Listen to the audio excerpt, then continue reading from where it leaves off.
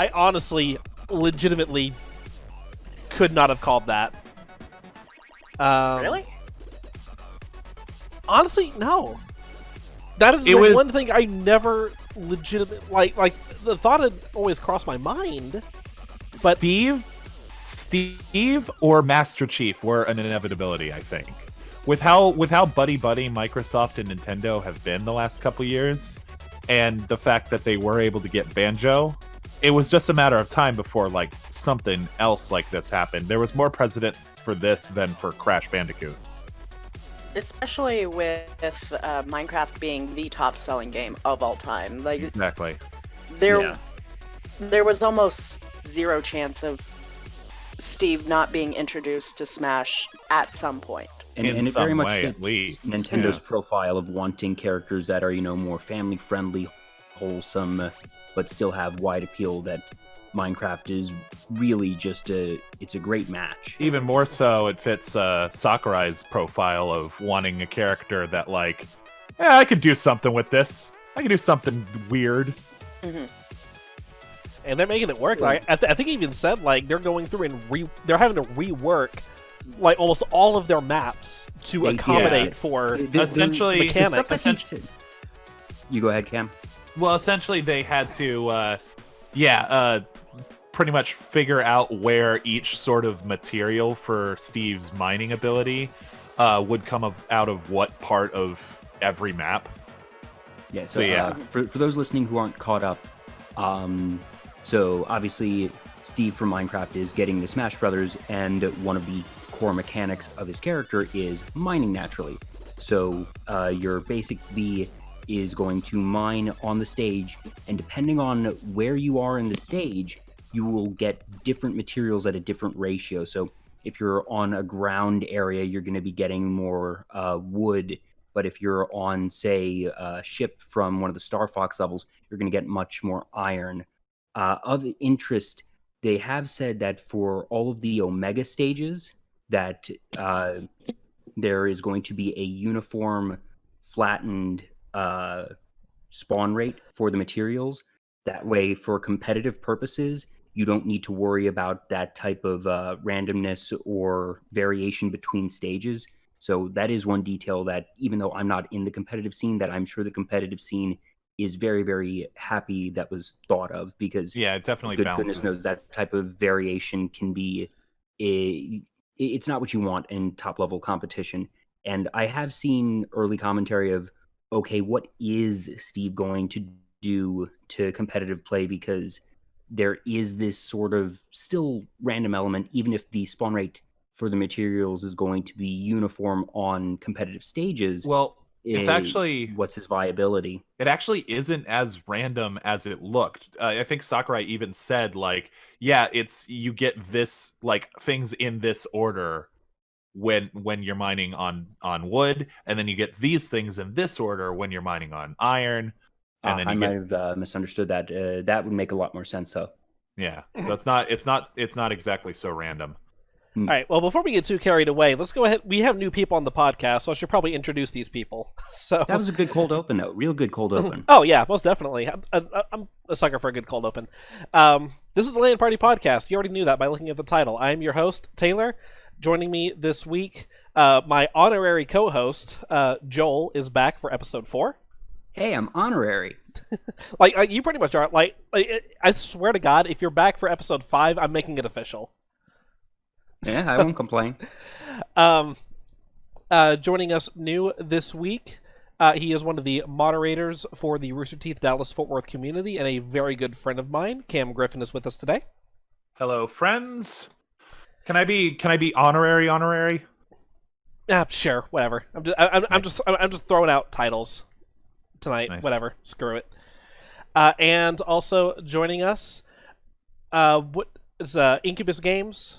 Incubus Gaming is your Twitter hashtag or Twitter handle? It's games or gaming across all the different platforms. It's a bit confusing, but you can call me Sloan. It's fine. Sloan is with us here tonight as well. Excuse me. All right, so like we were talking about in the opening, Minecraft is coming to Smash. So The video, the announcement that was released showed a bunch of crazy new game mechanics that are being introduced with the introduction of Steve and company, because with the alternate skins, obviously bringing Alex into the mix, Enderman, Zombie, and some of the default alternate skins. So the The announcement broke Twitter. it did. It literally did. Crashed Twitter. Like, it wasn't a long crash, but for about 10 to 15 minutes, that you can look up. There were graphs of the number of failed connection attempts at Twitter. It's happened before, obviously, that there's been a couple of cases where Twitter's gone down for a big spike, but I think this might be the first time Nintendo has done it. So good on you, Nintendo. Can I just say I love Sakurai's like sense of humor in these little presentation videos. Like the minute the trailer was over and it cuts to Sakurai and he's just sitting there staring blankly at the camera like, well, what do you think? What do you think of that? Wait, can I... Hey, Taylor. Hmm? Taylor, come over here. Come What? over here for a second. What? Can I curse on this show? Can I curse on this show? I think she just... Joel, you're not here. Joel, You're not involved. You get one. Okay. So Sakurai's staring at the camera, essentially saying, "What do you think of that?" Is that okay? Yeah, that's fine. Okay. I bleep everything in post anyway. I just want to create as little work for myself as possible. But then again, we had Kaylee on last week's episode. Like I knew what I was getting into having an Aussie on the show. So. I mean, to be fair, Aussies are just sense. Southern Hemisphere Texans. Pretty much, like they're British Texans is what they are. Yes. But like as far as like breaking Twitter goes, I actually did take a picture of the graph. As far as the number of outage reports, the number of active reports went from 25 to 47,110 in the span of 15 minutes. God. And Twitter remained offline, I think, for the better part of an hour while they, I guess while they got their servers rebooted or whatever, and like basically like tried to stabilize everything. It's like, yeah, no, this announcement literally broke Twitter. I didn't even think that was possible in 2020. Now, also for reference, I if mean read that anything graph correctly, that wasn't 25 to 47,000 in total. That was a per minute count. Taylor, anything's possible in 2020. Let's not. Good Let's point. Not wrong. Yeah. Yeah. So Sakurai definitely was like, yeah, I just did that. But the other thing, I don't know if you noticed the way that he phrased certain things, but he more or less said, I was told to do this, and I told the executives, this is going to be a lot of work. And they more or less told me, don't worry, we believe in you. He was kind of throwing shade at the Nintendo execs. He was throwing shade, but here's the thing about Sakurai. One, he made mention that he can say no and has said no. And two, Sakurai more has the attitude of, guys, you know this is going to be like a huge issue and a lot of work, right? Yeah, we know. Cool, I'm going to do it anyway. Like, Sakurai is the one making Sakurai do this. This is really more of a flex than anything. It's a bit of a flex and almost playing into the bit. No kidding. That he has very much embraced his role as the face of Smash Brothers, and obviously he's earned it that he's very much been the driving force for as long as the series has been around. Take a guess. How old do you think Masahiro Sakurai is?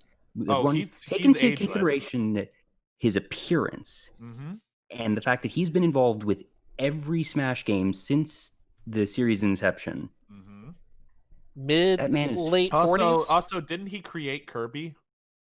Yes, he's the father of Kirby, which is so that a lot of people feel he's been probably in the industry a little longer than Super Smash Brothers. At least he was, early 90s. Yep, he is 50 years old. Yes. I wasn't too far off then. Yeah, that guy. I want He's a Benjamin Button. in-depth documentary on Masahiro Sakurai. That the guy is just insane.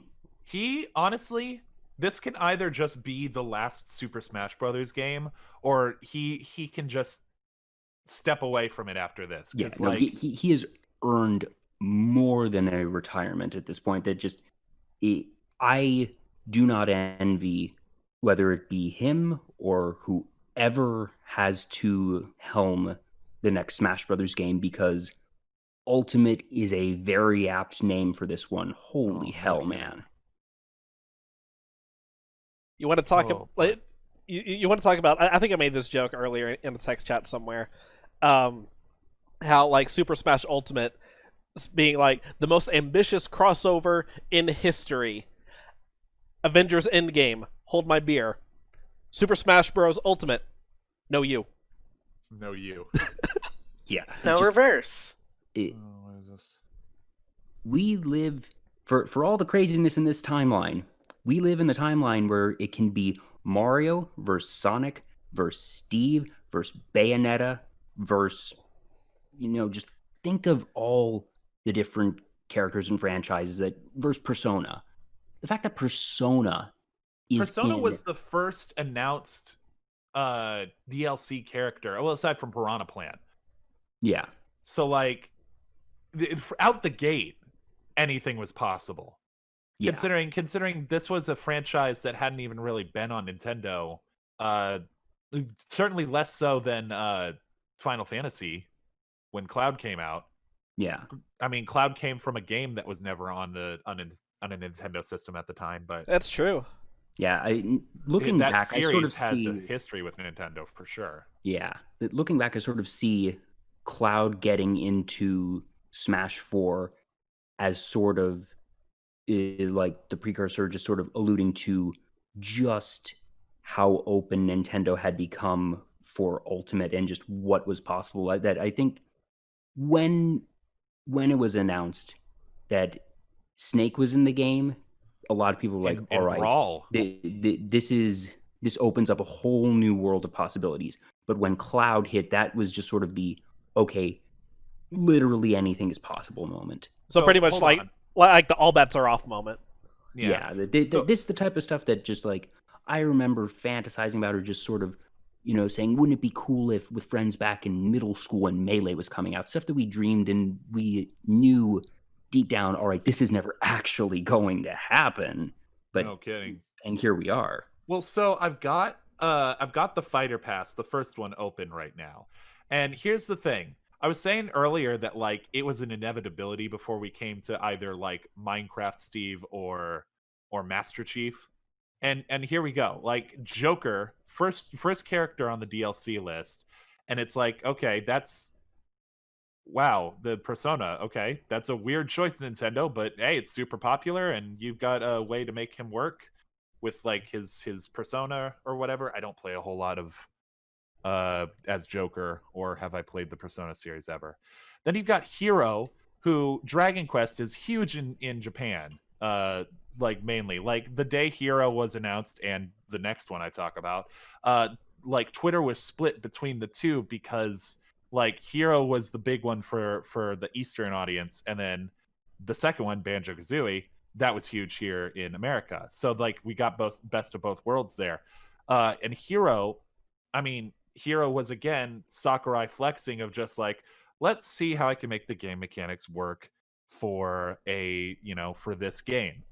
And sure enough, he does this weird thing with like selecting moves in the turn-based style for Heroes for Heroes specials. That not just the IP for the characters has broadened, but just the design space itself. That you're very correct, Cam. That just what they did with Hero was pushing the boundaries, and I dare say that Steve might be the most complex character they've ever released. Yeah, and in some ways, that's kind of scary, because it's just Smash is supposed to be a very accessible game, and I don't think that Steve's existence is like a problem. That one complex character does not mean every single character in the game is going to be complex and it's going to become prohibitive. I don't see it as like it's not bad. I think it's good that they are trying this, but it is certainly remarkable, especially from a sheer development standpoint, that I don't want to say overburdened themselves, but they took on more than they had to.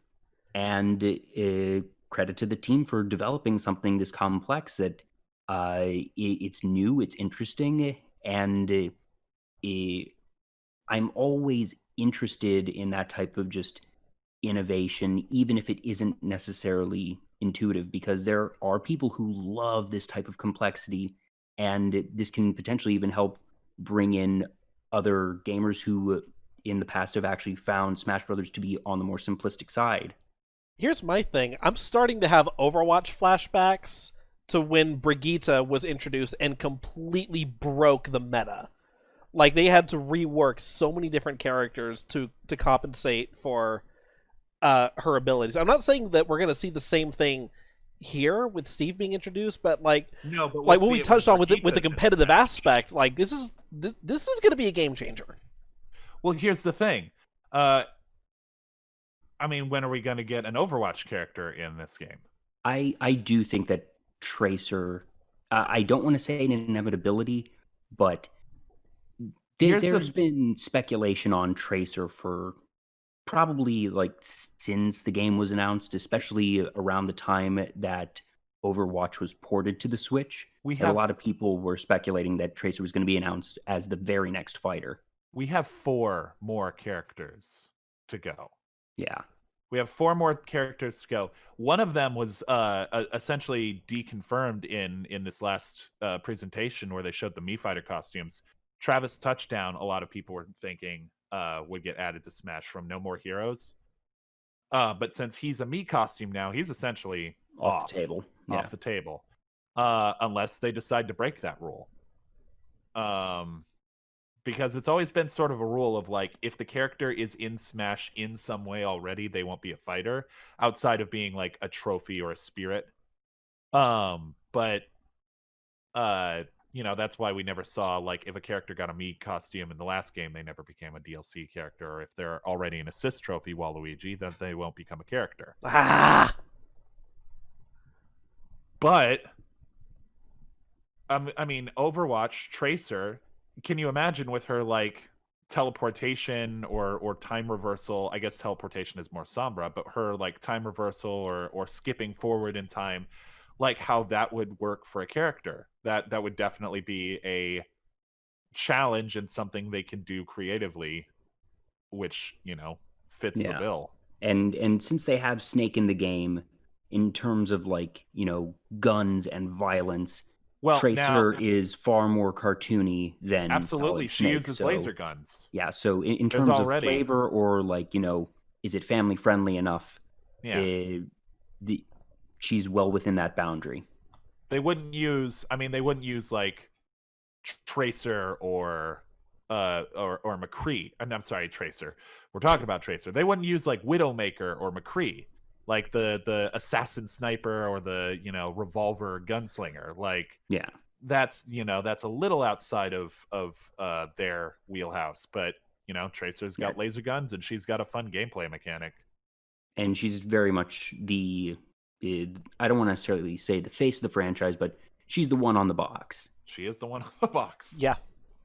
So she's kind of the face of the franchise. More or less. All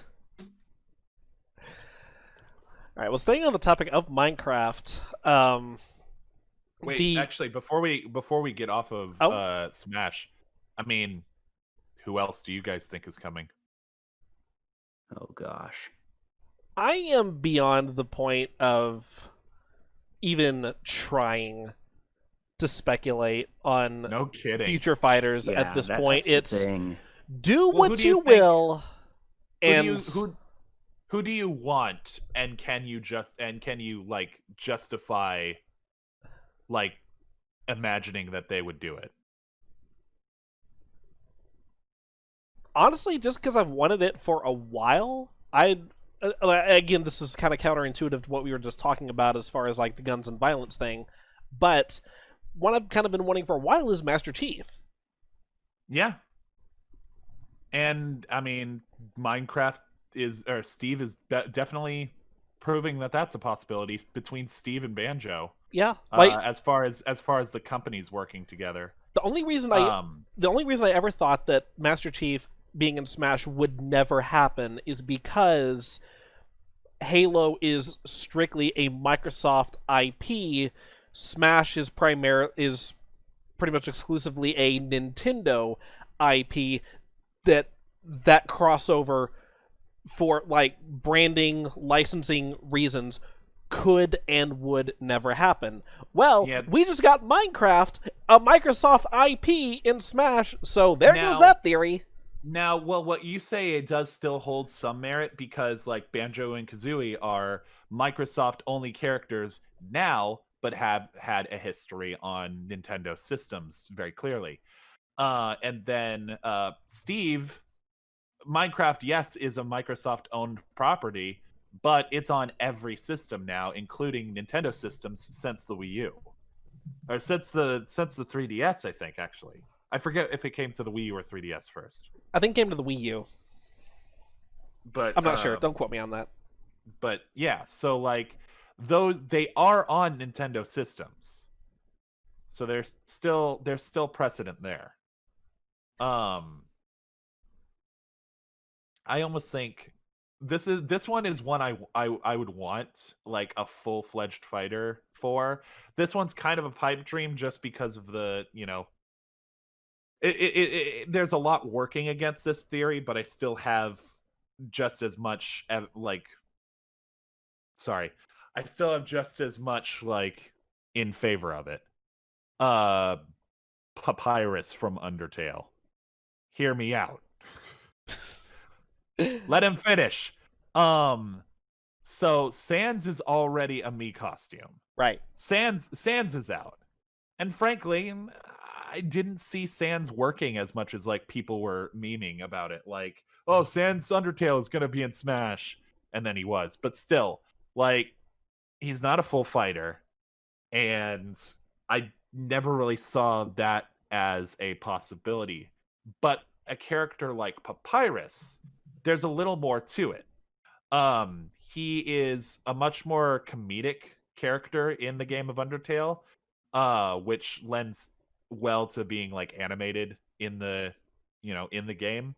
As well as his mechanics in Undertale are really interesting. He is, granted, Sans does this too, but he's the first one to do this to you. In Undertale, it's essentially a bullet hell in between turns, because it's a turn-based RPG, and in between turns for the enemy's attacks, it turns into a bullet hell for like a brief moment. So you move this little heart around a small screen to dodge their attacks. But then Papyrus uses an attack on you that turns your heart blue, and then it's affected by gravity essentially.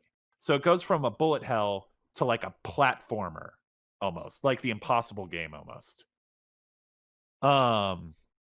So it's working with gravity in some way, or making characters fall and stunning them, like, real easy. Sakurai's already established he has, a rapport with Toby Fox. And again, Sans got in as a Mii costume. Why can't one get in as a character from Undertale get in as a fighter? I think that if a Undertale character gets in, that it would be Frisk, the main character. The character, yeah. The thing about that though is like, how would you make Frisk work as a fighter? How do you make Hero work as a character? Well, the main point of Undertale is either spoilers, I guess, if you haven't played Undertale or if you aren't familiar with this mechanic of it. It's been out for years. It's been out for 5 years. It's been out for 5 years. But anyone who is on Tumblr. Yeah, exactly. But the thing is, the main point of Undertale is when you're fighting, when the player character is fighting, it's either not going to fight at all or is going to murder the opponent. So you kind of got a scale there that you can't really meet in the middle for a fighting game. Scale based on just like, all right, for however long you go without attacking, that you get some meter or gauge or something, and you could make that one of the mechanics of the character. I suppose. Joel, who do you think then, or who would you like in Kenya? Difficult to say that. I think Master Chief will happen sooner or later, because I feel like just as Cloud was sort of the holy crap moment for the Sony side of the equation, I feel like sooner or later, and especially with Minecraft now being confirmed that Master Chief is that sort of missing piece of the Trinity, as it were. And I think it will happen, just because Master Chief is he is in that pantheon of video game characters in terms of just recognizability and just pop culture significance. As for who I'd like, the character that I've always really wanted, just because of my personal taste, but I don't think it would ever happen, is Professor Layton, because I love those games. I feel like Professor Layton is much more likely to get something of either a Mii Fighter outfit or an assist trophy. If there were to be one other one, maybe Phoenix Wright, and the reason I say that is because he's already been in a fighting game, Marvel vs. Capcom 3, so there's precedent there. There certainly is. I will say I don't really have an opinion, because I have never really played a lot of Smash just because I'm not good at it. I primarily play sim and more adventure style games, not so much fighting games. So would you say that you're more a fan of a game like maybe Minecraft? I am, in fact. Well, funny coincidence, because that's the next topic on our list. The Caves and Cliffs update was just announced within the past couple days, and holy crap. So you're going to have to really go into detail on this one, because I actually didn't see too much of what this update has, except for axolotls, which are awesome. I know Sloan sent me a video of Captain Sparkles breaking down the announcement, and I started watching it while I was on break, but I haven't gotten a chance to finish it yet. Basically, all new, completely revamped cave generation, basically new cave biomes. So different types of caves, new mobs, aggressive and passive, sea puppies. Just saw that in the live chat. Axolotls act like wolves when you tame them, except in the water. They will, after you've tamed them, which it appears that capturing them in the bucket is the taming feature for them. Once you empty them out of their bucket in a water source, if you go attack something, say an Elder Guardian, they will help you attack it, and when they take damage, they will play dead so that they have time to heal themselves up. Oh. This I just like axolotls because they're cute. That is also true.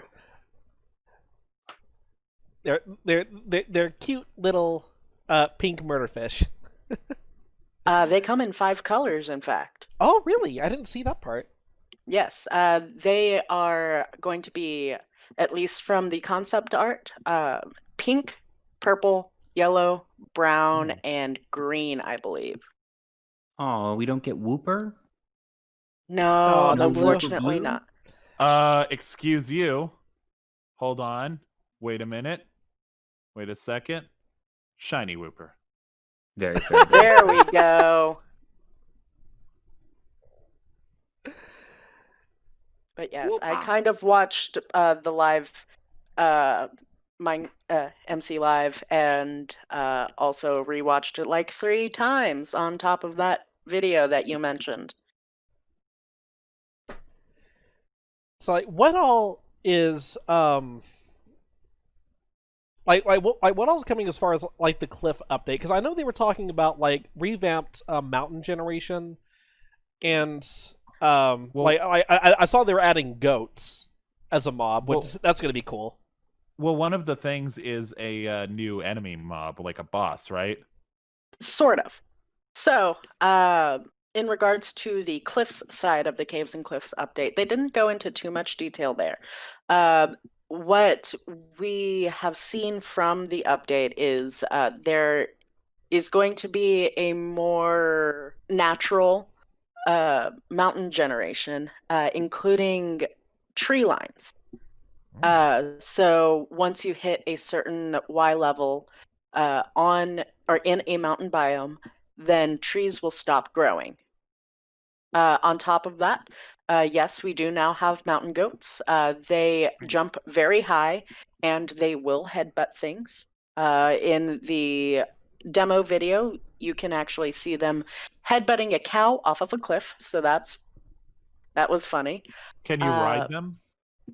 Unconfirmed. A lot of people are hoping that you can saddle them like you can pigs and ride them around, but we do not know yet. I hope they have essentially a Minecraft version of like goat screaming as their like sound effect.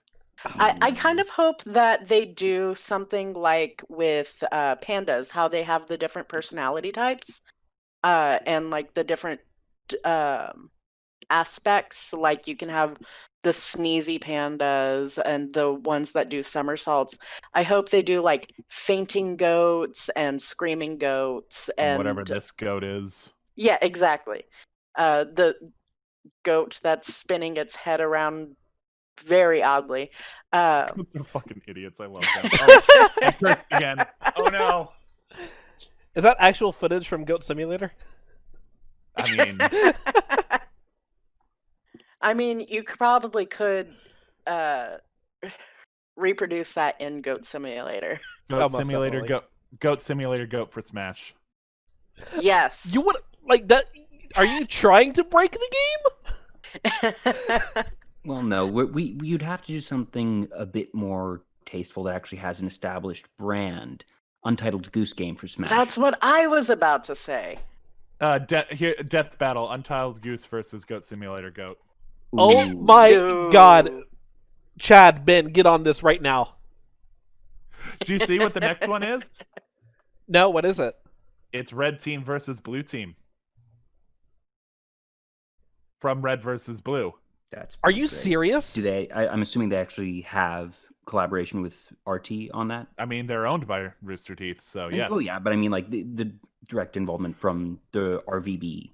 I mean, I imagine there are reasons that I imagine if characters are being voiced in that death battle, they would be archived voice clips instead of bringing in the voice actors of the characters for more work.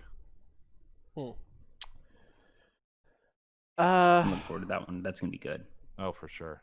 I do have Taylor, one. Did you mean to mute or?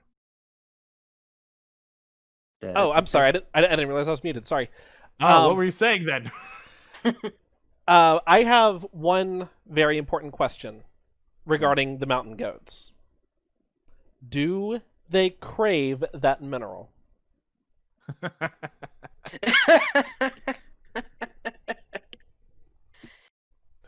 Unknown. If you have a bucket and you drop it near them, they should just eat it. I agree. I think disappear and they eat it. I think that they should just eat any dropped entity, honestly. Oh, for sure. But because of the whole like tin can thing. Yeah. Hope you weren't too attached to that netherite pickaxe. Right? God. Don't drop anything in your goat pen. Oh my god. But also, as we segue back, another new feature of the Cliffs side of the Caves and Cliffs update is a new type of snow. It is the powdery snow, which essentially acts like a ghost block if you played modded Minecraft back circa like 2013, 2014. So basically, it is what seems like a solid block that as soon as you step on it, you just fall straight through. Oh my god. Yeah, which will be great for those who are interested in making traps and mob grinders and such, because going into the cave side of the Caves and Cliffs update, we now have stalagmites and stalactites as one of the new cave biomes. And which one's which? So stalactites are from the ceiling and stalagmites are from the ground. Stalactites cling tight, and stalagmites might reach the ceiling. Exactly. That's how I learned it as a kid. I just learned tights are I at the am top. I am not going to tell you how I remember it because it is not safe for work. Oh. You'll have to tell us when we finish recording then. Exactly. But so going into that biome, basically, you can the stalagmites act like spikes in the various different mod packs that you can find in Minecraft.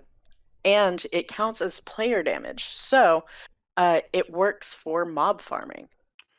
Can you place them sideways? We don't know yet.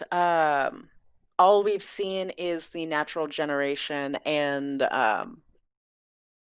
the fact that it can drop whenever it breaks. Also, on top of that, so the biome is called the dripping caves, I believe. And if you place a cauldron under one of the stalactites, you can actually gather water. Nice. So, infinite water source for potion brewing. Exactly. I mean, you can always do the 2x2 with a bucket, but yes. I require your strongest potions. Well, you could do the 2x2 trick, but I'm just saying like aesthetic wise, build like a whole like witch cave down there. Everyone on the Minecraft side of Twitter has been talking about their new cave bases. Oh my god. Yeah, people are understandably excited for this. We've been waiting for this update for pretty much 10 years now. I mean, I think the last big cave update, if you can even really call it that, was back, I think it was 1.8 when granite, diorite, and andesite were introduced. And I mean, everyone hated that update. Like, yay, just more blocks to fill up my inventory faster. Although I do like working with polished andesite. I will say that. Granite, I'm kind of diorite, nah. After I can't even tell you which one's which. Granite is the kind of orangey brown one. Right. Andesite is the one that you can easily misinterpret as clean stone, and then diorite is the bird poop one. Isn't that what gravel used to look like? Close. I like that for gravel more than what it is now. Yeah, gravel used to be a lot more white. Well, it used to look like television static, essentially. Yeah. Now it's just lumpy gray. Yeah, pretty much. But yeah, I actually started playing Minecraft right before that update came out, and so I was understandably annoyed that these 3 new blocks that they introduced had pretty much no purpose other than aesthetic. But where were we? Caves. Well, yes. But so as far as cave generation goes, another new biome, which I think is probably the most hyped of all of them, is the Lush Cave. Which bath bombs. Exactly. Yes. But there is going to be a new tree introduced to go along with it, which I don't remember right now. But the new tree will grow on the surface, marking that there is a lush cave underneath it. On top of that, we now have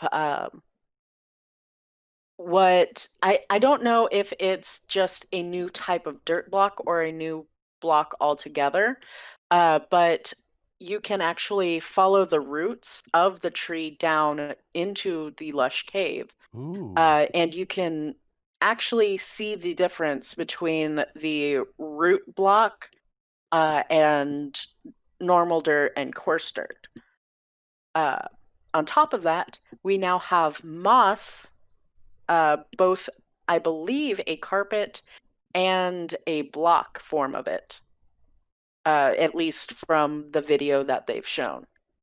On top of that, there are also new glowberries in the lush caves, which Glowberries. yes, which give off light, and they are an actual food source in caves. Oh, I'm looking at it now. Yeah, honestly, I think that part is one of the things I'm most excited about, because how often do you go down mining and forget to grab food or grab enough food for your trek, and like, dang it, now I have to go back up and I just got down to diamond level. I shouldn't have been taking all this damage from those skeletons. Going back to like just how long it took them to make a big update like this, what's really disappointing, they made living in the nether viable before living long-term in caves viable. They did. And even then, unless they add fish spawning into the water sections of caves, the glowberries are really the only naturally occurring food source that we can come across, at least from what we know right now. And we also don't know what the saturation looks like. Probably something similar to berries on the surface. Well, if you had a pool large and deep enough, even if it's in a cave, wouldn't you still be able to fish out of it using a fishing rod? I mean, yeah. Actually, with the nerfing of AFK farms, I don't know. I think you can still get cod, maybe salmon, but I know that when they nerfed the AFK fish farms, you did have to have the water source basically sky visible. Oh, okay. And that was probably a move in anticipation for this update. Also on top of, nerfing one of the most broken farms in the game. I don't actually play Minecraft, so I'm not really able to provide any commentary, but it's still really interesting to hear about all this.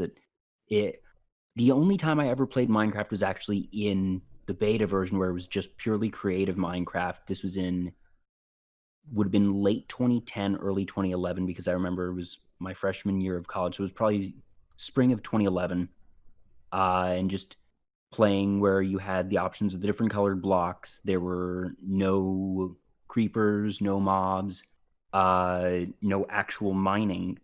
That it was just create and destroy squares, and played around with it a bit, but I never actually got the full version when it was released. But I've obviously kept up with the development and growth of it all, at least sort of as a spectator. And it's neat that it, well, one, grew into this small thing that I remember, like, before it was literally a worldwide phenomena, and that it has continued along and not iterated on its graphics at all. Oh, can we go back to Smash for a second? Sure. One of my favorite things, possibly my favorite thing about Steve coming to Smash, is how intentionally little effort, or at least intentionally little effort seeming, all of his animations, quote unquote, are. And like the fact that like how they've integrated him into the environment of Smash, or more so how they didn't. It just, every screenshot of Steve in Smash looks like a bad Photoshop because he's just there. You're not wrong. Yeah. And I love it. That's if you see when Kirby sucks up Steve for the copy ability, This is what he looks like. this is what he looks like. But what it looks like when Kirby does that is Steve just slides a little bit and then is gone. Meanwhile, like all the other characters all have this sort of like spiraling into Kirby's mouth animation, but Steve has no like new animations in Smash. And I love it. So, speaking of animations, segueing back to Caves and Cliffs, the new mini boss that was introduced, the Warden, has probably the most animation of any mob short of the Ender Dragon. Yeah. In the video. I'm looking at him now. Yeah, he's a creepy little big guy. Oh, he is terrifying. So Not seeing any gifs though. So in the original video, he straight up ambles around and waves his arms back and forth. And he even has this cool feature, which he is blind because he lives in the new biome called the Deep Dark. Here he is, the Warden. Yes. Sure. Minecraft story mode. Close enough.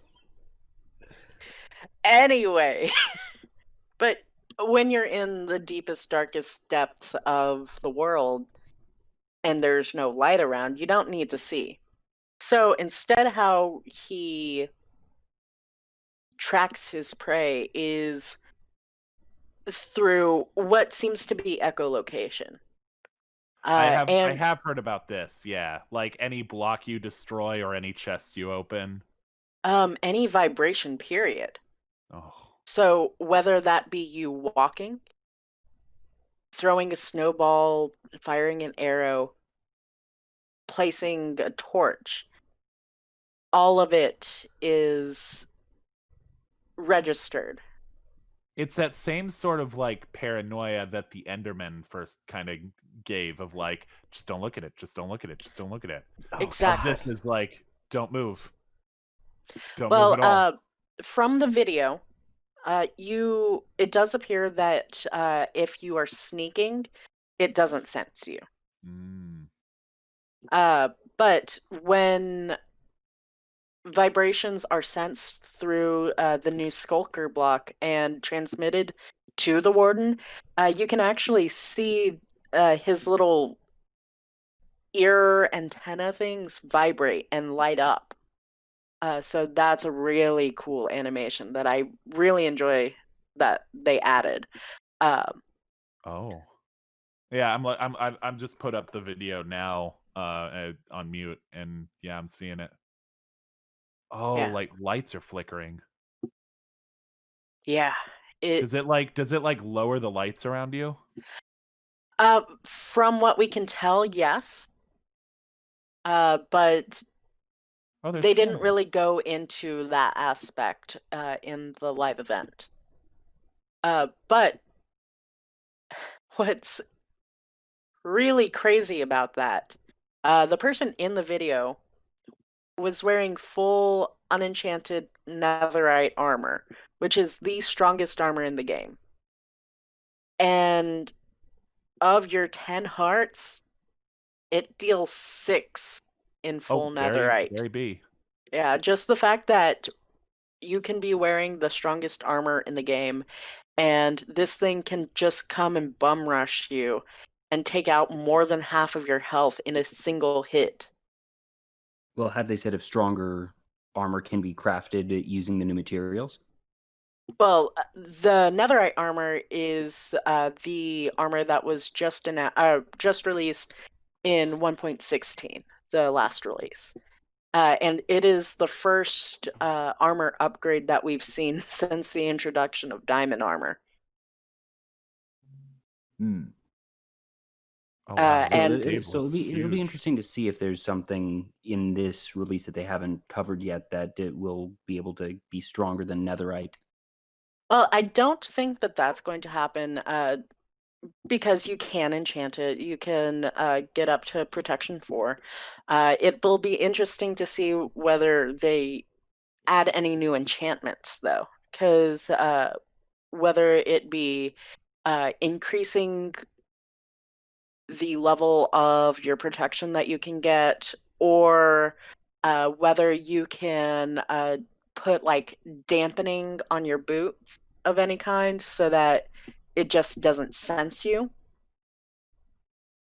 But this is all speculation at this point. Also, thinking about the skulk blocks, they are redstone sensitive.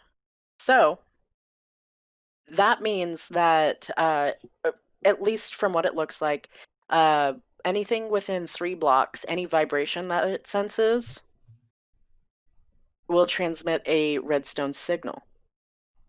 That's a thing I heard about, yeah. Yeah, which means that we now have wireless redstone. This has just changed the entire game of redstone traps. Exactly. Like, as someone who doesn't play Minecraft but thinks in terms of game design and just sort of tech and upgrades, what you just said might actually be secretly the biggest part of the update. Just because, as far as I understand, redstone is effectively, if not the energy source, the conductor source of energy. It's essentially circuits. Yeah, that it is circuits. So basically, the advent of wireless technology and all that entails, because people have made working calculators in Minecraft. People have made working computers in Minecraft. Computers, yes. TVs. You can play Doom. Of course, because you can play Doom and everything. Yeah. But just the sheer leap from wired to wireless technology is just fundamental.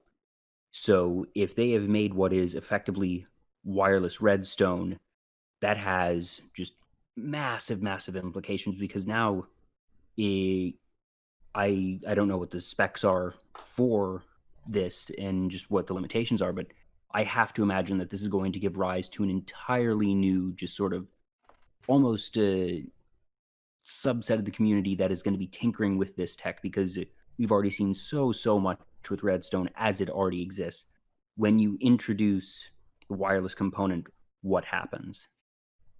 Precisely. I think that's going to be something to watch in the coming months. And also, on top of that, yes, you have wireless, but you also have a new thing that that goes with it, in that you can now use wool as an occlusion block. So you can have directional wireless also. Very interesting. Yeah, so the most like this kind of programming sort of thing I would do in a game was like back in Halo 3 and Forge, when you could set the teleporters to different channels. I felt so smart with that. And then here comes Redstone. Oh, look at me! I'm a red dust. Anyway, And then you got people like freaking Mumbo Jumbo who honestly deserve like the shaman from Banjo like degrees. Like he honestly deserves like a degree in Redstone theory. Like if anyone's ever seen his videos, the Redstone contraptions that he comes up with are honestly they're brain breaking. Like, how did you even get that to work? Mm-hmm. Yeah, just not only Mumbo Jumbo, but like all of Hermitcraft, and there's an entire subset of Minecraft content creation of just people who like to build neat contraptions with Redstone. And this is just basically given them years more content. No kidding. Seth Bling is going to have a field day with this. All right. Coming up next, some new music integration coming to Twitch. We have some news about League of Legends fictional or virtual K-pop group KDA, and a new Pokemon announcement. I don't know how I want to set that one up. Screw it. We'll be right back. New Pokemon stuff. Stay tuned. Yay.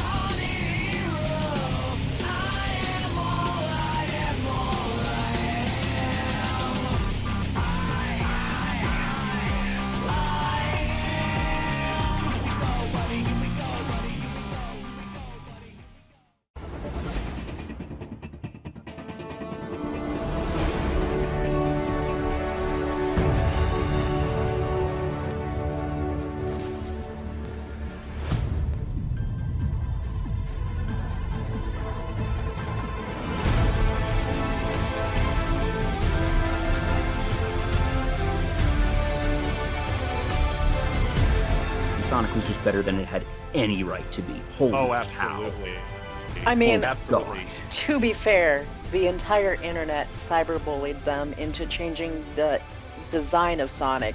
So do you really think that they would put out a bad movie after that?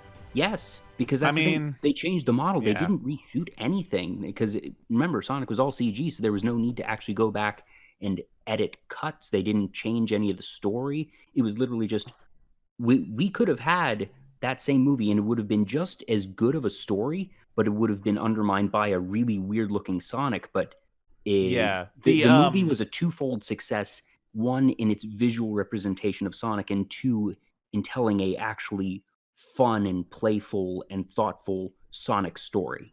The original announcement of, all right, you know what, we're going to change it. We're going to delay the movie and we're going to change it. One, I was happy, okay, they're delaying the movie. Give the animators time to work. Cool. Great. Except for also that studio got hit major hard with layoffs, but that's not exactly Sonic's fault. No, I blame the execs for not lining up more work after the Sonic project. Exactly. But when that announcement came, my other thought was, well, now it's not going to be a funny bad movie. It's just going to be boring. And it wasn't. And it did a great job of setting up, I'm excited for a sequel because we essentially saw the origin story of the game's version of Dr. Robotnik. Because Jim Carrey's going to come back from Mushroom World and he's going to be crazy. And he's going to be Jim Carrey. That role. Yeah, and he was Jim Carrey to begin with. And now he's just going to be Jim Carrey actually allowed to be unleashed. Sonic's origin in this movie showed the echidna tribe, a tribe of echidnas. So that with maybe Chaos Emeralds, with maybe Chaos, that really sets up a lot of story possibilities for the sequel. They were very good at giving themselves future avenues while not committing to anything. That this could have been a standalone movie, that if it didn't do spectacularly, it could have been a standalone and it would have been fine. But they they left their avenues open, and they have already announced that there will be a sequel whenever. But I think it's going to be fun. I'm really looking forward to it. I think, let me look at the numbers here. Yeah, it's probably one of the best-selling movies this year. Oh gosh, you're probably not wrong, because that was the last film I saw in theaters. It was the last film I saw. It was one of the last major releases before everything shut down. Exactly. Mary and I saw Onward at a movie, well, not a movie tavern, it's like some local theater over in Houston, and that was a good movie. But then really enjoyed Onward. You know, I wouldn't have picked it as my last movie ever, though. That's fair. It's going to be really interesting. I would have preferred Sonic or Birds of Prey as my last movie ever. Man, thinking about Birds of Prey. They're going to be back. That for all these places. Sorry, you're right. My last movie in a traditional movie theater. But thinking about Sonic, keep in mind I didn't watch it. Did they introduce any of the side characters like Tails, Knuckles, any of those? Do you care about spoilers? Not really. Taylor, I forget. Did you see the film? No, but I think I didn't see it, but I've seen clips, and I think I know what you're about to say. Go ahead. So you're all right with it? Yeah. Tails appears in post-credit scene. Okay. Yeah, that's what I thought. Okay. That's where Tails appears and like has a tracker for Sonic and says, "I finally found you," and then flies off. Oh, neat. Yeah, they have inner world travel via rings is a mechanic in this universe, and how Sonic wound up on Earth in the first place. That, as Cam mentioned, that they showed Sonic.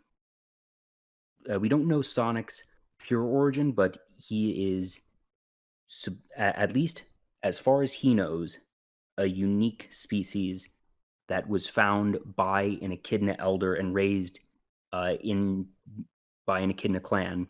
An opposing Echidna clan attacked the tribe that he was raised by, and his protector sent him away to Earth as a safe haven while their world was at war. Sonic got to Earth in what would be considered his, just before being a teenager, for whatever that means in his years, and then it had basically been laying low on Earth up until the time of the film. So there's the time skip inherently of, all right, Sonic got here and then spent, 5, 7, 8 years here before the events of the film and Tails coming. So any number of things could be going on that other world at this point. And that, like I said, that's how they really sort of left their avenues open for what could happen in the sequel. And which is precisely what my point was going to be, is the next film, if the other side characters hadn't been introduced in the first one, would be introduced, or like the interactions between all of the other characters from the original show. Yeah. And we haven't seen Knuckles. We haven't seen any of the usual suspects apart from Robotnik and this one shot of Tails, and Tails looks great. Excellent. I'll find the image. It definitely has to be there. One second. Man, thinking about it, I don't remember the last movie I saw in theaters. Actually, scratch that. New movie I saw in theaters, because I did go see Shark Boy and Lava Girl in Grapevine like a month ago. I can't remember the last new movie I saw either, honestly. I don't even think it was in 2020. I don't think mine was either. Oh, Tails does look good. Yeah, he looks really decent. And like I said, the movie started out with like a flashback showing Sonic in his world as a child Sonic, and he was being pursued by an Echidna tribe. So like the next movie, I feel like this end credit scene is Tails arriving with like a radar going like, I hope I'm not too late. I have to find him. So like the next movie is probably going to be primarily in the world of Sonic and Tails, Yeah, and maybe or at the very least, there's going to be a fair Robotnik gets amount there. Yeah, the next one is almost certainly going to involve a good amount of interworld travel. I think Robotnik will get there and will trick the Echidna tribes, because that's what he does, and that's what Knuckles has set a precedent for that. Of the real Echidna tribes are question gullible. What has happened since Sonic left? That I was telling him while you were gone that Sonic initially came to Earth because he was sent away by his guardian because there were warring tribes on his. That was weird. His guardian's weird because it's not a character from any established Sonic canon, so it looks like it. It's just a real giant owl instead of like another cartoon animal like the rest of them. And there is an owl character in Sonic, in the Sonic franchise. Hold on. It's not at all like this one, but it exists. There he is. Oh my. He's like an old man, kooky old man owl that Sonic knows in the Sonic OVA anime movie from the 90s. Man, that is just throwing me back straight to the 90s. Anyways, on to some of the other news. So, okay. So I guess the one I do want to start with, because it's the one I admittedly have the least to talk about, but found it interesting, was that League of Legends virtual K-pop group KDA will be releasing their first full album in November. For those who are unfamiliar, KDA is an acronym in, well, not just League of Legends, but a lot of games, which is kill, death, assists. So that's where that name comes from. But they had a single in November of 2018 and a second single earlier this year that released in August. The one that was released in August has 23 million views on YouTube. I have not listened to the new one yet. I haven't either, admittedly. It's short, but it's good. The first one, Pop Stars. Oh yeah, has 378.5 million views on YouTube. Okay, Jesus. I love Pop Stars on Beat Saber. It's so fun. Oh, that I probably did would it go again. pretty well. You did a swore. I did. I said Note the F time word. code. No, but it's an official song on Beat Saber. It's not just like a mod. It's a lot of fun to play. But anyways, like, I just find it really fascinating that they are continuing this and that they are expanding it. That obviously VTubers have become a bigger thing in the past couple of years, and just the idea of really leaning into a virtual pop group. That obviously there's a real set of girls here that this isn't like some. It's not like Vocaloid, like Hatsune Miku. It's not. Yeah. Thank you. I couldn't remember the Vocaloid. The inventor of Minecraft. Not so true. It's not computer generated voices. That there are real humans behind it, but Riot and League of Legends really pushing their branding as the backing for this music group that has obviously had two very successful singles and actually finally releasing a full album. So I don't even know if I'll listen to it, but I think it's really interesting that we're essentially getting the first video game music pop idol group having an album. I feel like that is pretty significant, and especially when we are not able to have physical concerts, that the concept of a virtual band or group like this is particularly relevant, because now they can do things like virtual concerts that will feel much more natural than a streamed concert by a human or a not virtual band. That I don't want to call this not human, since, as I mentioned, but this opens a lot of really interesting possibilities, and especially with stuff that like Fortnite has done with in-game concerts. We mentioned it off air that Roblox is also looking into virtual concerts in their game. So As someone who had done event work prior to things going haywire, it is particularly exciting to me, the innovation in the virtual event space and seeing just how things are developing to allow for these types of events to feel bigger and more natural and more exciting, even when we still can't do things in person. / rant. All I can really say to this is, considering I really have no attachment to League of Legends or the characters, but I do wish the absolute best for the animators involved, because not the easiest job for sure, and from what I understand, what's the game? No, it's not Epic Games. It's Riot. Yeah, Riot yes. Games. Their workplace is known for some environmental. Well, after the stories that went public last year, they actually have been making very concerted efforts to correct those very real issues. Well, So I hope those efforts continue. But the other thing I want to say is Nintendo better hop on this train before it leaves the station and get Callie and Marie, the Squid Sisters, as well as Off the Hook from Splatoon 2. Oh, I hadn't even thought of that. Well, because they've done actual concerts with these characters. Okay, I didn't know very that. similar I to knew the that Hatsune I knew that they Miku- were Miku. fans in the game. I didn't realize they had done virtual concerts. Yeah, so there's actually, when I was interesting. looking up that GIF, here's a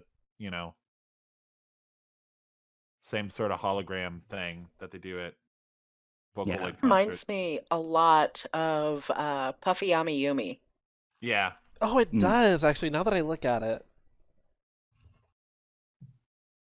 God, that's a name I haven't heard in a long time. That's a name I haven't heard in a long time. Yeah. Long time. It's an old reference, sir. Yeah. For those of you who don't know, most notably, Amiyumi was the band who one was the opening song to the anime Teen Titans, the original one, not Teen Titans Go. It wasn't so much an anime, though. It was an American cartoon. Yeah. It was an American cartoon in an anime style. It was super anime inspired. They very much leaned into. And they also had their own cartoon because, well, I think because of the success of Teen Titans. Yeah, well, it aired. Was very much their jumping off point and their recognizability in the West, but they were a legitimate idol duo act in Japan. That absolutely, but you know how the Western, like the East to West, is why the Puffy Amiyumi cartoon was localized in America. Yes, but it was already being produced in Japan and was going to be there regardless of Teen Titans. But yes, I would agree that Teen Titans is why we saw it here in the States. Well, they aired it around the same time as it started the Teen Titans cartoon. Like there was overlap. There was plenty of overlap there. And it wasn't a terrible show. It wasn't inspired, but it was fine.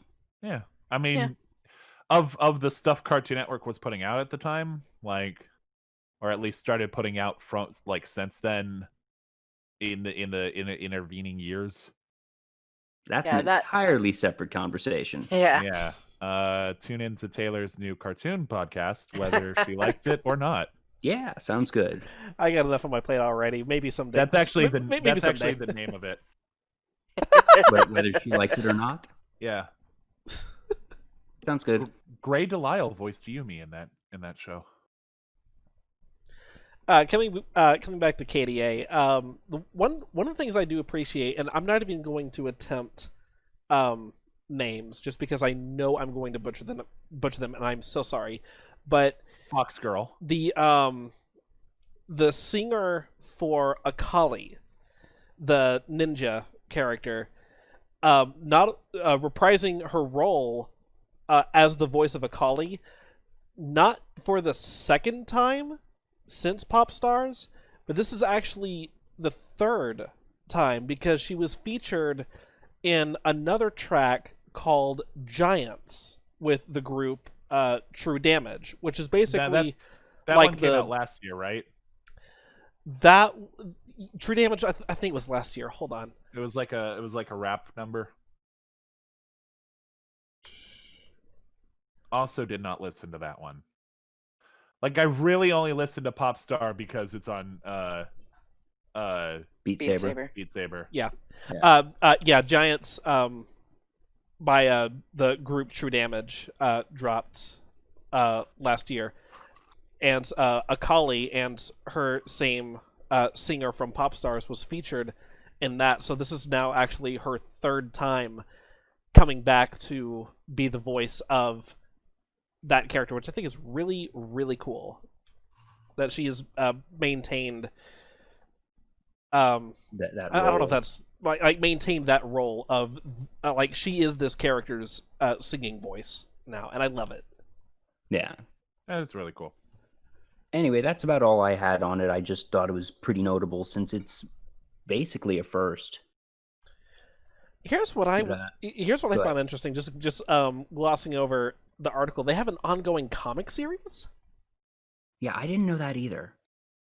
I mean, that's the thing with a lot of these games is there's a lot of games out there, MOBAs and shooters and battle royales that have these characters that have really not a lot of like actual official lore in the game. Like, oh, they've got backstories. They got backstories to heck and back, but they don't have any story mode in the game. So it's hard to really get attached to it unless you go for the secondary media. So like Overwatch has all their comics and stuff. It doesn't surprise me that League of Legends has it. Sonic? Well, Sonic's got stories in the games. True. Yes. An attempt at them anyway. So I will say what's that the battle royale that everybody the not Fortnite one. Yeah. The not PUBG or Fortnite one. Apex? Apex, yes. That one's got a lot of like out of the game lore. Yeah, I will say that many of these video game based comic series are digital only. Yeah, a lot of the times. If they're popular enough, they'll release a trade. Maybe. Well, there's like there was trades for Team Fortress 2, I know. I think there's an Overwatch trade. So the Overwatch comic, I haven't actually seen the trade come across, but they do have a hardcover art book, which is actually fairly common with video games. Yes. Yeah, art books are those are pretty different, but those also, generally speaking, don't require the same type of development because that's a compilation of pre-existing media that just hasn't been released publicly, whereas comics are actually developed and written and drawn for the sole purpose of the comic. Yeah. There we go. Thank you, Jeff Bezos. But yeah, so that's KDA. The next one that I had was the announcement that the next expansion pass for Pokemon Sword and Shield, the Crown Tundra expansion, was announced to be dropping on October 22nd. So that is later this month. It has I gotta buy the Isle of Armor. Yeah, this one certainly seems to have a lot more than Isle of Armor did. I gotta finish the main game. Listen, 2020's been a year. And then Animal Crossing came out and consumed our lives, and it was great. That updated this week. Yes, it sure did. Yeah. Spooky times. Circle back around to that maybe. Yeah. The 3 or 4 biggest points on the Crown Tundra, apart from the slightly additional story that they're going to have as part of it. One big thing is legendary Pokemon, that they basically went Super Smash Brothers. Everyone is here. Everyone is here. Yes. That all not really the first time they've done this, but for sure. Now, But yeah, I actually, since I didn't play Isle of Armor, I didn't watch this presentation about the Crown Tundra. Did they say that like former event legendary Pokemon, like the mythicals and stuff, are they going to be included? so this is a direct quote from Nintendo's website.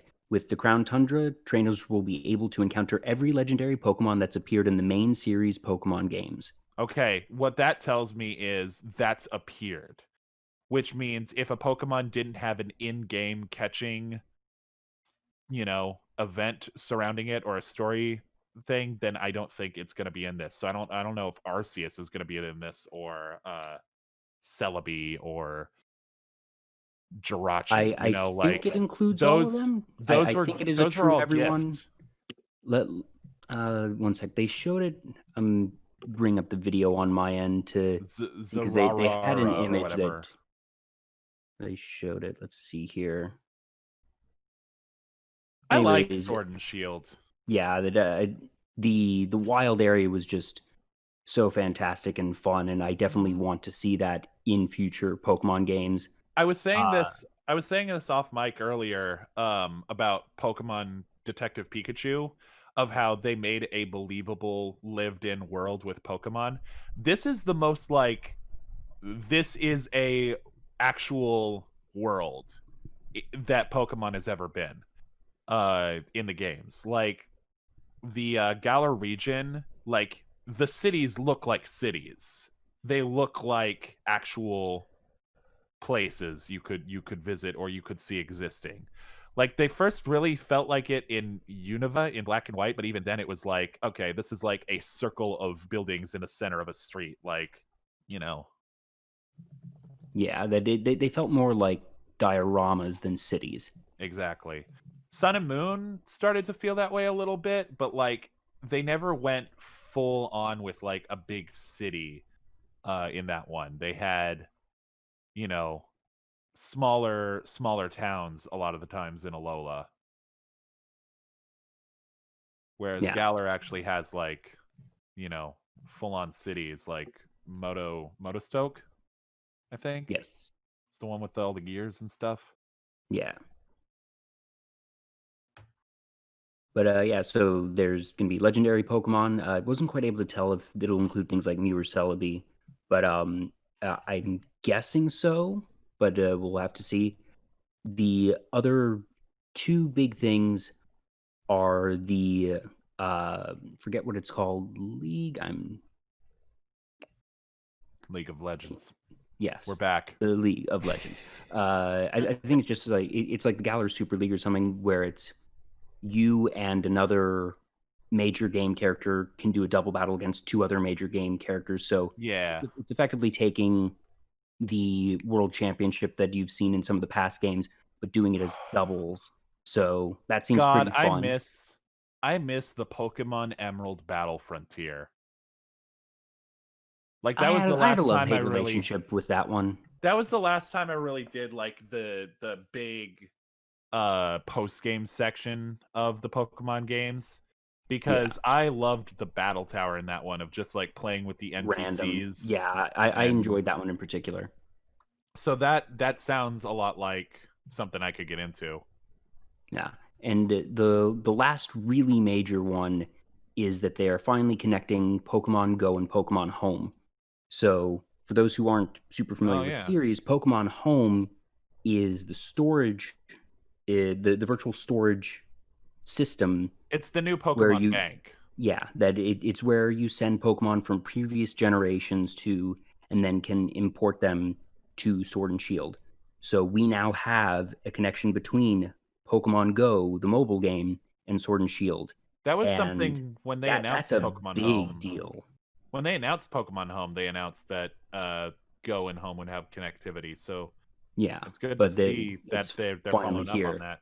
And just the slightly interesting thing here is that there is a slight monetization to this, where you can transfer Pokemon for free, but then there is a cooldown period, which you can mitigate using Pokecoins from Go. And I think this is good and That's- fine for multiple reasons. At one, it prevents people from just, mass dumping everything in like that, because that's a bit obnoxious. But Mhm. also, from a sheer business standpoint, this isn't simply, new game development, that they're having to support servers and just all the back end to allow these transfers to happen, and that costs money. I wonder And if I that think it was is fine to charge, to say, all right, you can do this a certain amount at a certain rate for free, but if you're going to want to do it at higher volumes, that you are going to be charged a little bit, and I think that's fine.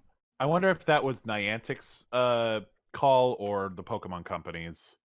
Oh, I assume that this is the Pokemon companies, because this interaction here is not impacting Pokemon Go as a game or the game's economy. That this is the interaction between Go and Sword and Shield, and my guess is Nintendo probably has final sign off on anything that happens in Go anyways. That Well, Niantic is the developer. That they sure. are Well, not. Niantic is it's Pokemon Go that you do the microtransactions, right? I'm not actually sure. I think that Because it's if it's in Pokemon Go that you're buying the Pokecoins to transfer more Pokemon, then it Niantic's the one getting the money for that, at least, Let right? me double check here, because you bring When up a I've good bought point. Pokecoins in the past, it does come up as paid to Niantic. It does specifically say Pokecoins, so unless they are creating another iteration of Pokecoins that exist in Pokemon Home, I feel like yes, it would be via Go. I feel like I would have seen a lot more of this on social media if a mainline Pokemon game. Well, I guess it wouldn't have been the mainline Pokemon game. It would have been the service. It would have been Pokemon Home. Correct. But if another thing had microtransactions, yeah. like Pokemon Go already had microtransactions, but if Pokemon Home had had microtransactions, then I don't know. I would start seeing more of a shitstorm it about is from Go. It is from Go. And like I said, that just for what it had to have taken to develop this transfer system, that I work for a mobile developer, so I have particular sympathy of just the amount of work and just people's time and energy that it takes to create these systems. It's not easy stuff. So you're paying not just the upkeep on the servers, but also the people that develop and will be maintaining these systems. That this is no small feat for sure. But at the same time, this now sort of is one further integration that Pokemon's gotten really good, almost to Disney levels, of really refining the customer player experience. That now I can go out, just walk around a park, catch a Pokemon, transfer it, and then be playing it in the Galar League later that day. And just that feels like actually being a trainer, going out and catching, and then being able to use it in a real Pokemon battle, not just the ones that they have in Go. That just integration and flow is really cool, just from a gameplay standpoint, and as a player to actually sort of feel that level of immersion. Oh yeah. What how do they calculate the levels, do you think? Like the CP No idea. whatever from Pokemon Go to actual levels? And I don't think they've quite outlined that yet, but that is definitely going to be something interesting. yeah. Well, Pokemon Go does have a Pokemon leveling system. We just, as users, can't see that. Oh. But I haven't played Pokemon Go in a while. I dust it off I every now was and then. playing earlier. But the thing about it is, up until level 20, generally, the Pokemon that you catch will be of equal or lesser level to your current player level. Once you get past level 20, you can only catch up to a 20th level Pokemon. Mm. Now, that does mean that, and you, as you progress in levels, you can upgrade their level to coincide with your own, but that does mean that your Pokemon caps at level 40. I never thought I'd say this. I miss 2016. Right? 2016 was actually a really good year for me, all things considered. Yeah. That's when I met you, Taylor. Yeah. Oh yeah. And Joel, I think. Yeah, because we met all about the same time. Yeah. 2016, all told, wasn't all bad. Yeah. Yeah. Anyways, yeah, we've that's got the Pokemon hindsight. stuff I had. The last big thing I had is Twitch soundtrack, or soundtrack by Twitch, as it's called. This is interesting. This is very exciting. That for those who Taylor's follow making no noise. Twitch happenings, we discussed a couple weeks ago the issue of mid-roll ads in Twitch, and that was a big kerfuffle, which has finally been resolved. But earlier in the year, did it? What happened? Yeah, they reversed it 4 days after the announcement. Creators, especially partners, were constantly complaining about it. I wish YouTube were that responsive. Right? That's not even that responsive. But yeah, it's so better than YouTube. now the thing with what happened earlier in the year for Twitch was not their fault, to be fair. So earlier in the year, there was some litigation. I don't know all the specifics, but essentially a lot of record labels very abruptly began being able to make copyright claims of Twitch, and a lot of major ones, including I think it was Universal Records, which you usually think Universal Studios and Pictures and whatnot, but holy cow, do they own a lot of music? Oh, yeah. And they essentially mandated a crackdown that Twitch did not have a choice in this, that it was Universal saying, you're going to start flagging all of our stuff immediately, or we are going to sue the company of Twitch, and we have full legal rights to do so. So Twitch had to clamp down with essentially no notice on creators, that there were people getting copyright strikes midstream. There were people getting copyright strikes for clips they had that were 2 years old. I know some content creators were told, especially like ones that were part of larger networks, that they were told by their networks, you have to go through and just delete all of your clip archives. Yeah. That just en masse, you have to delete all clip archives because we don't know what might be in them. And if people are getting banned for these old clips, we can't risk it. We can't risk your channel, which you worked very hard for, just being blown up. So creators lost so much of their, built up clip content, which is very important to them. Not to mention all the kerfuffle of, all right, what can I and can't I use on stream? And it was a mess that not even Twitch really knew how to handle at that moment in time. To give you an idea of like Universal Music's reach, like when a YouTube video goes down because of like a copyright claim, it's like a 50% chance it's because of a song from Universal Music. Yeah. And obviously, like, I'm all for like pay the creators of music that did. There's far too much music piracy that happens, I don't blame the companies for clamping down when they have the right to, but it certainly caused a mess that I don't really blame anyone for what happened in this particular instance, but it was undoubtedly a mess. But what Twitch has developed here is they have gotten just basically a library of rights cleared music that you can get access to and stream on your channel, and just know, all right, if I'm using it via this add-on, you're safe. You don't need to worry about anything.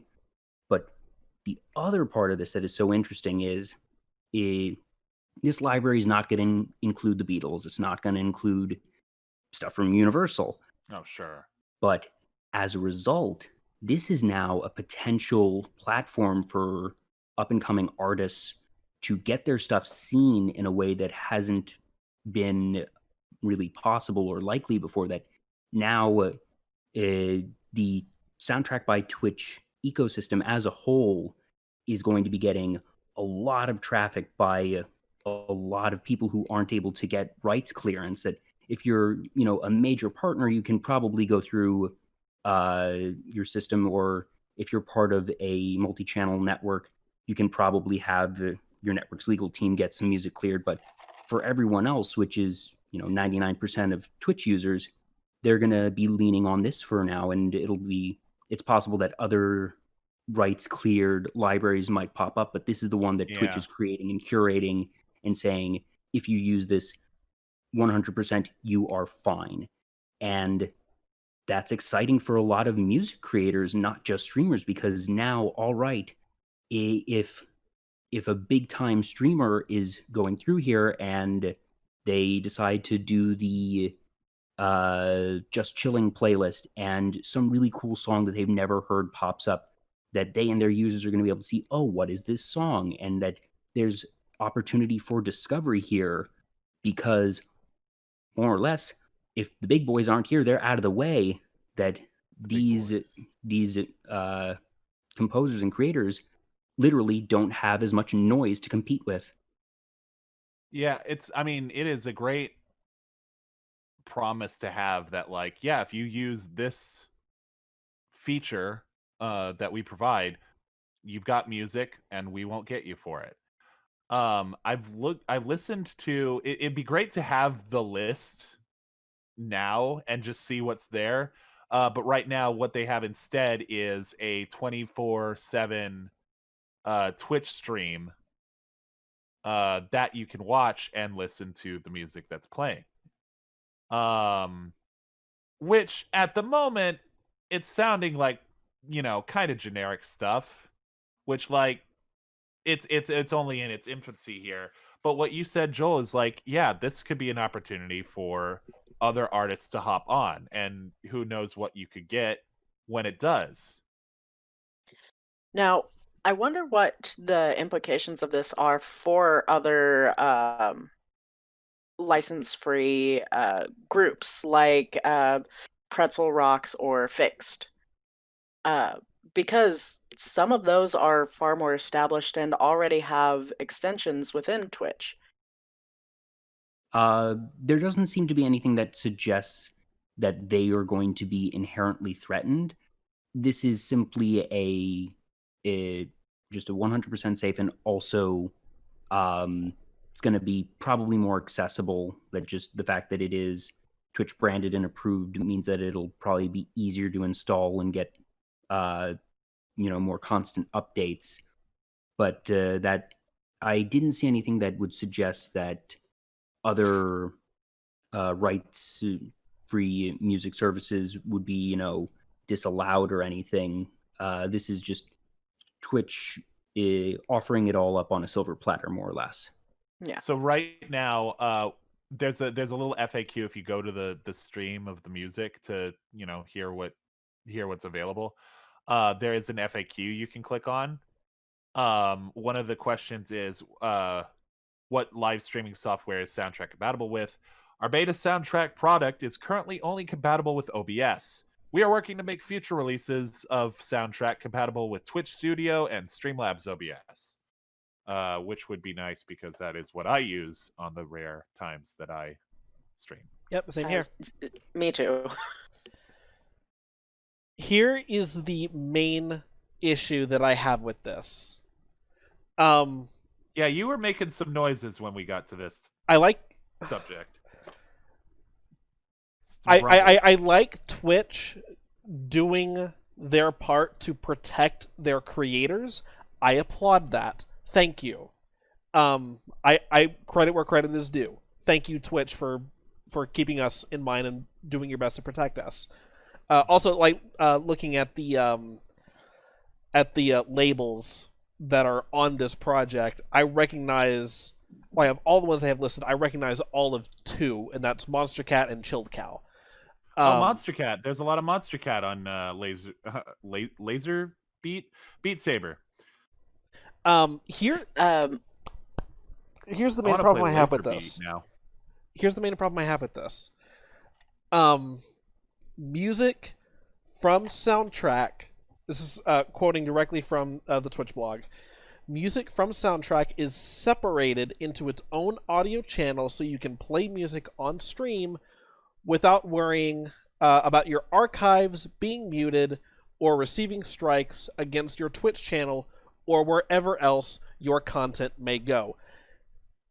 The music that you play on stream will not carry over to the VOD. So, interesting. So the VOD will not have the music on it at all. You'll only be able to hear it during the live stream and not on the video playback after the fact. But the question I have is about the or wherever else you may post this, because my brain was still on Minecraft. You said or, I'm like, yeah, minerals. Yeah, Minecraft or no, because a lot of creators put their backlog onto YouTube. And I'm assuming that since this is essentially Twitch's overarching label, that they would probably strike the YouTube videos. Well, no, that they won't strike the YouTube videos because the music doesn't appear there. Yeah. The way I read this, and if the music does appear there, then yeah, you're getting the strike. Yeah, and I think that's where that bullet point comes from. The reasoning that I see here is this is their way of ensuring that the music creators get paid on a per listen basis, a la, Spotify or all these other services. Because if it goes into a clip or into a VOD, I don't know how the legality works in terms of what payment might be, but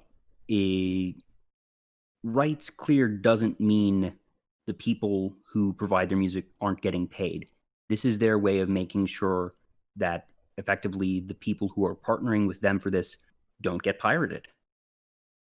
I didn't see this list before. I see the list of this is them making sure that when it's being streamed that they get paid per listen, and that they don't need to worry about, all right, if someone then uploads it to YouTube, and like what if someone wanted to then say, all right, I like this music, I'm gonna play it on my stream, upload it to YouTube, rip out the visuals and put in something different and basically upload someone's music, that this puts a barrier there.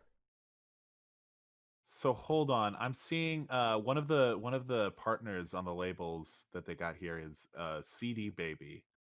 That one sounds familiar. That one's not so much like CD Baby isn't an artist, but there's people that work with. Hold on a sec. I'm gonna be doing something, so y'all talk. Basically, honestly, I don't even think I'm going to use it. I would rather just pay the $5 to $10 a month it would be for a Monster Cat license, and just use exclusively Monster Cat music on my channel, which I know will then carry over to the VOD, which, if it goes to YouTube, will then carry over to YouTube. So the video still has the music, especially like for filling in dead air, because that is the thing that happens. Yeah, and there's nothing wrong with that, and they aren't shutting that option off by having this. That this is what I think is really important here, is this is offering a official, easy, and free way for the little guy to be able to stream and not incur any cost to themselves. That if you want to go through Monster Cat, that's great. You're paying, the artists are getting supported. That's awesome. And there's no problem with it. But for those who might be, super, super casual streamers, or might not have the money or, frankly, the knowledge and understanding of what those other services entail or require for integration, that this just gives them that very easy solution. They know it's safe, they know it's free, and that they're able to just go. And I think the existence of this hyper accessible one-stop shop free option is very important in the ecosystem. Until now, it didn't exist, and now it does. I will just say this, what just sort of made me suddenly very excited about this, or at least a little bit more excited about it, is, like I said, I'm looking at the list of label and distribution partners, and one of them is CD Baby, who releases and sells stuff from Ninja Sex Party, which I like that band very much. Oh, that's where I heard it from. Oh, so that's fun. So basically, there's a chance now that Ninja Sex Party is going to be Twitch legal. I guess so. Seems that Maybe way. not safe for work, but Twitch legal at least. I mean, you can just mark your stream as mature. Can I tell you all a story? Sure. I was at a mall. Sloan, In you the would before know. times. In the before times, a couple years before, in fact. Sloan, you'll know what mall I'm talking about when I say it's the closest mall to us. Gotcha. So I was at a mall. This was around Christmas, and I was Christmas shopping, and I had headphones in, and I was listening to some music, and I leave one of the big box stores there to go out to my car, and there are like these two old ladies walking up, and I'm a gracious person. I hold the door open for them, as you do, and one of the old ladies was like, "Oh, thank you so much. Whoever your mother is, she raised you right. You're a gentleman." And she walked off. And I'm like, "Oh, that's very sweet. Ma'am, there's a song blaring in my ears that's about erections and about how they can just pop up randomly. So like that's you should not know what I'm listening to, but you know what? I'll take the compliment." Ignorance I've is had a bliss. similar interaction, but while I was listening to a song by Da Vinci's Notebook Oh called no. Enormous Penis. Yep. Anyways, talking about Yeah, licensing. the song was you can play it on your Twitch streams now. The song was "Everybody Shut Up," and then parentheses it says "I have an erection." Coming to Twitch whenever. From what I can tell, there's a waiting list right now to be a part of it. I joined the waiting list. Yeah, So it's still I should hop in on beta at the moment, but still a very exciting announcement, and I'm glad to see that they've done it. And like I mentioned, just the fact that it now exists as a platform for these artists is really cool. That being able to be on this will hopefully, get their work out there even more. Taylor, I'll ask you because you've got the most, I think, experience streaming. I don't know about Sloan, but what is the etiquette there of like you say you're streaming and you click live, and then a lot of the streamers I watch, or at least watch the VODs of, like sit on a screen for like 20 minutes with music playing. Like what is the etiquette there? Like are you supposed to not like give it like 5 minutes before you actually start playing the game? Or like what is the general thing people do there? Because what I do is, I end up doing the same thing of I'll hit live, and then it'll say like starting soon. It's less on my etiquette screen, and more optimization. and it'll be playing like music from whatever game I'm playing or something similar. It's like Joel said, it's more about optimization from what I understand. Like letting people see the notification and actually like tune in. Yeah. That people like being there for the start. They like being there when you turn the camera on and say, "Hey, everyone." They want to be there for that. That you want to see the curtain rise. And if you just do it the second that you go live, you're literally not going to be able to do that, because even if someone is already on Twitch and clicks the notification, they're probably going to get in, 10 to 15 seconds after you actually go live, and so no one's actually seeing the curtain rise. So that's why a lot of streamers will have their going live screen and wait a while. So it's not so much etiquette, but it's for their own viewership of making sure that when they actually start, that they have as many people, because them being there means that they're engaged from the start. Whereas if you have someone tune in the middle of the stream, they're more likely to tune in and tune out if they don't know what's going on, or if they feel like they've come too late. Fair enough. Usually what I do is like I will stay on my starting starting soon screen, Taylor, English, please, thank you, for anywhere between 5 to no longer than 10 minutes. And again, just for the optimization of just giving all my followers a chance to see the notification and to tune in when they're able. And obviously, like some people are going to show up late. I understand that. Personally, I don't like to keep people waiting. So if I hit go live starting soon, 5 minutes in, if I can see there are already 3 or 4 people, if I already have like 3 or 4 viewers, at that point I'll just go ahead and start. So that way I'm not keeping them waiting. I already have an audience. I already have people here that I can engage with, and just go ahead and start there. And I'll probably usually, depending on what it is, talk for maybe another like 5 to 10 minutes about whatever. Again, still like basically stalling to give people time to still tune into the stream before actually diving into the gameplay. But at least at that point, I'm engaging and interacting with the audience. So while the actual gameplay hasn't started yet, this at least starting that initial engagement. So that way they're not sitting there staring at a starting soon screen for 20 or so minutes, just because it's a thing about personal respect for me. You chose to tune into my stream, to take your time to tune into my stream. I don't want to keep you waiting.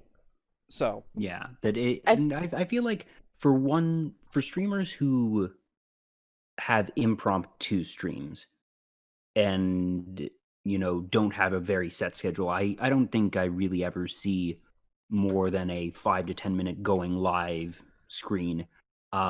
Sometimes when you have big streamers or a streamer who has a very set in stone schedule, that they might go longer for that 20 minutes, but that's because people know when they're actually starting. This is just, all right, if you're here early, I'm going to give you a bit of something to listen to in the meantime.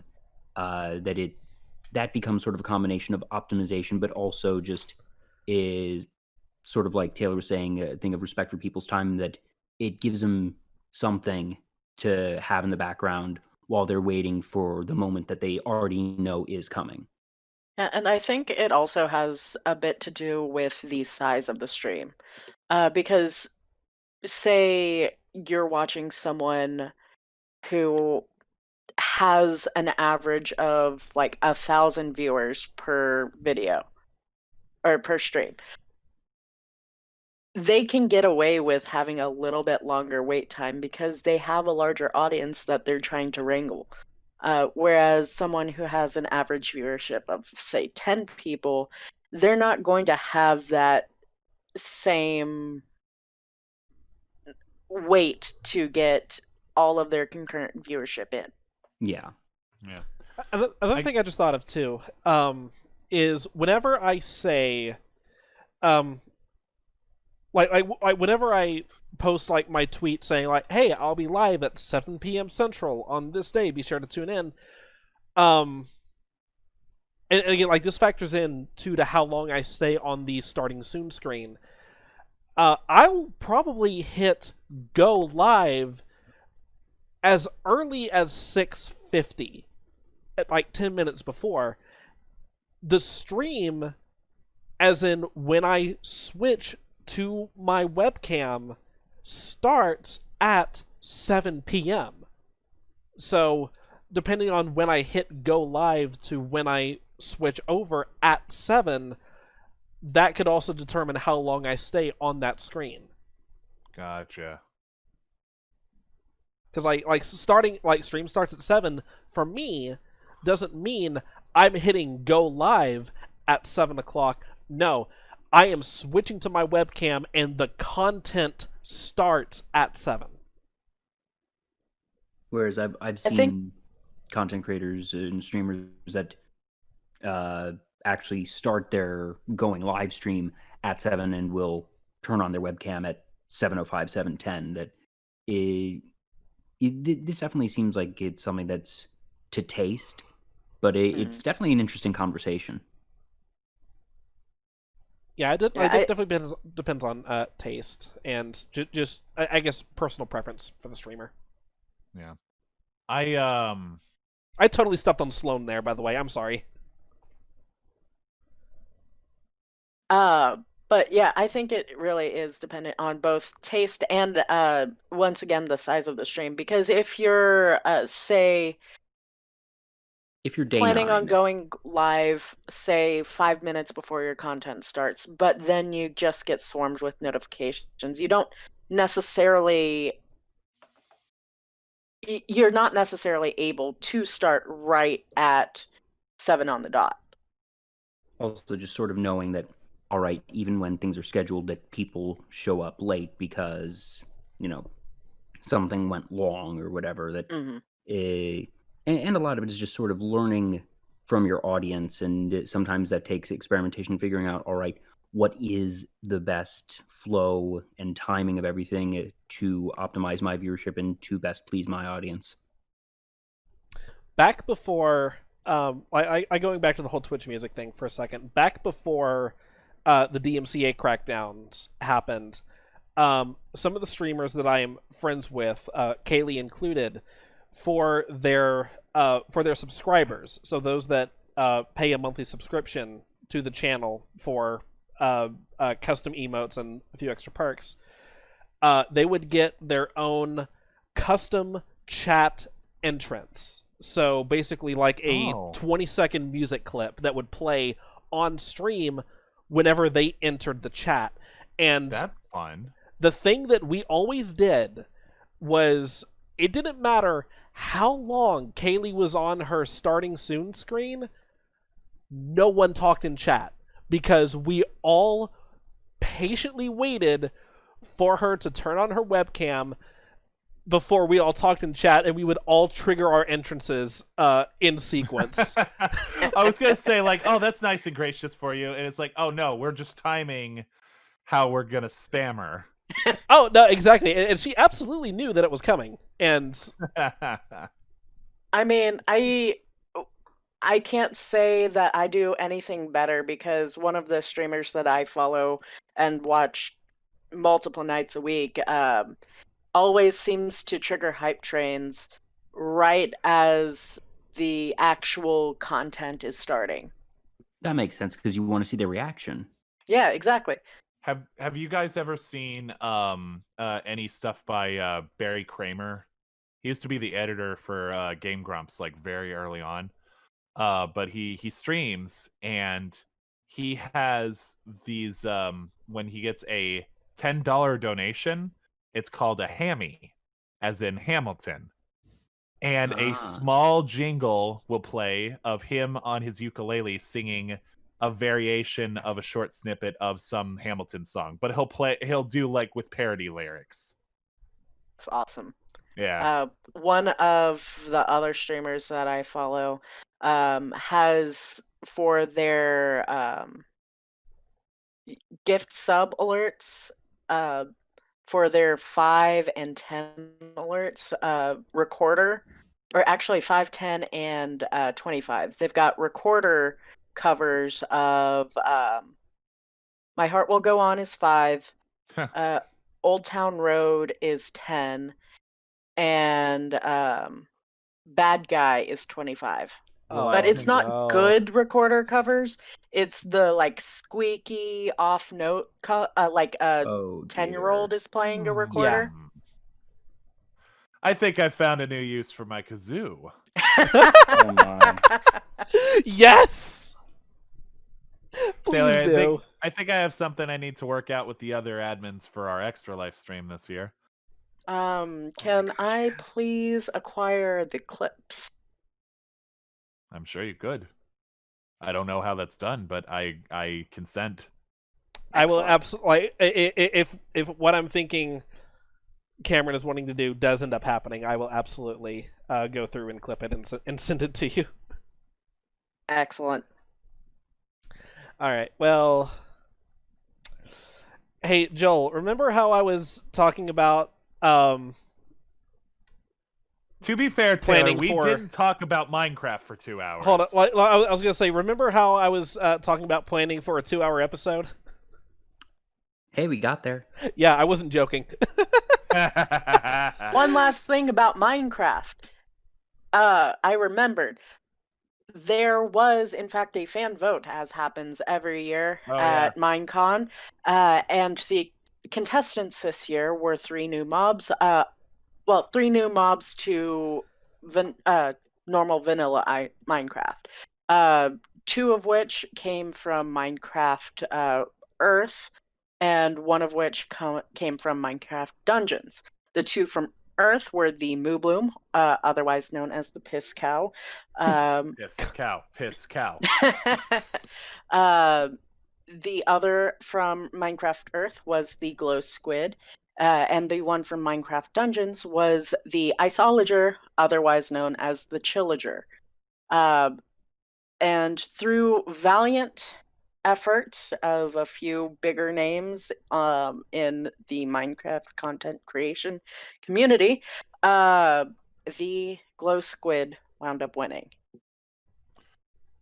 This is much squid, to the- right? It's just a reskin squid. People think it's going to glow, but it's going to glow like Enderman and Spider Eyes, which don't actually emit light. You can just see them in the dark. It'd be nice if it did. That'd be nice. That's what people are hoping for, Also- but we'll see what happens. Also, I sort of brought it up earlier, but with the new fighter pack on Super Smash Brothers with Minecraft Steve, there's also new Mii costumes. One of them was, as I mentioned, Travis Touchdown. But there's also a couple Minecraft ones. One of them is a pig for the Mii Brawler, and then also for the Mii Brawler is the Creeper, which puts Gavin free in Super Smash Brothers. And also Technoblade. Yeah. And diamond armor for sword for the Mii sword fighter, and Bomberman in various colors for the Mii Brawler. So Bomberman is more than just an assist trophy still, but not still not a fighter. Okay. I think we're actually done now. Nice. This was fun. Among Us has Halloween hats. Yes, so actually you can change your date on your computer to the month of October or December in order to get the appropriate season's hats. You know, this seemed like news, but then I looked it up and it's like, oh, they've done this in the past couple years because Among Us has existed for 2 years now. Yeah. Does I want to anyone play Among Us. Does anyone have anything else? Speak now or forever hold your peace. Hold on, let me bring up the RuneScape updates page. Oh my god. Social media is in the description. Cam, Sloan, thank you for joining me. Season 2 of Fall Guys begins this week. Season 2 Yes, of Fall Guys begins that this too. week. We will cover it next week. I don't care. We're over 2 hours. Anybody We're play done. Fast?